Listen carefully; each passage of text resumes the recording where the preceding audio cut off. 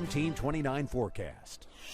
Second day dealing with the thick haze from the Canadian wildfire smoke and, of course, very poor air, unhealthy air quality. There's the view currently from the Charlottesville Albemarle Airport, and you can't even see the mountains in the background. Obviously, you can't see the Blue Ridge. 84 currently, only made it up to 86 this afternoon.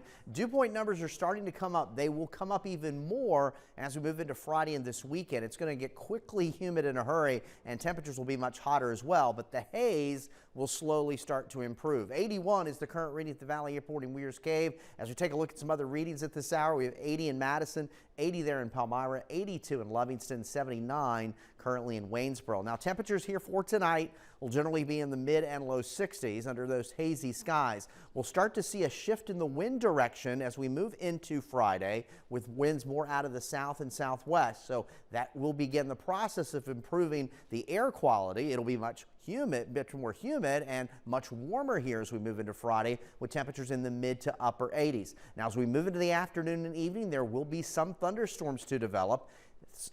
Isolated severe will be possible here for Friday, the main threat being damaging wind gusts and potentially some large hail.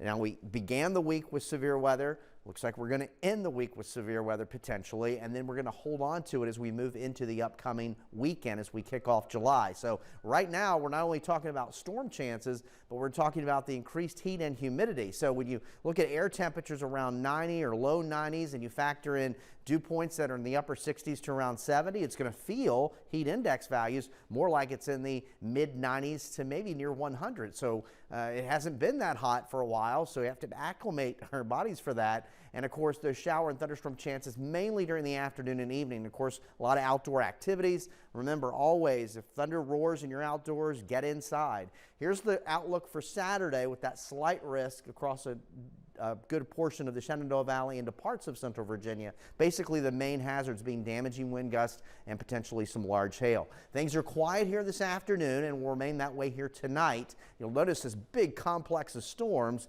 basically a long-lived complex, sometimes can be seen as a derecho, which, by the way, 11 years ago on this date, that's what we had across the mid-Atlantic. But this one is working its way through Illinois and Indiana into Kentucky, and it's riding around what we call the heat ridge, or sometimes like to refer to it as the ring of fire, because the hot temperatures are underneath that ridge, and the ridge shifts a little bit, and of course thunderstorms like to form on boundaries, so they're riding around that big heat ridge out to the west with temperatures that are well in the 100s and 90s. So again, some locations along with those storms, they've been rain cooled. But here we are as we move into Friday. This model update is showing some morning showers fizzling, but then it shows some afternoon activity developing, and any of those storms could turn strong to severe, taking us into tomorrow evening.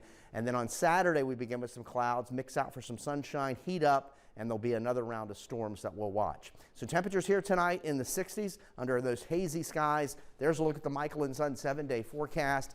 Transitioning now to a more active pattern in terms of storminess and hot temperatures and high humidity. A very summery forecast, but again, have the NBC29 weather app. Just remain weather aware with any of your plans as we'll continue to monitor the storms over the next several days. All right, Eric, thank you. Thank you so much. And a reminder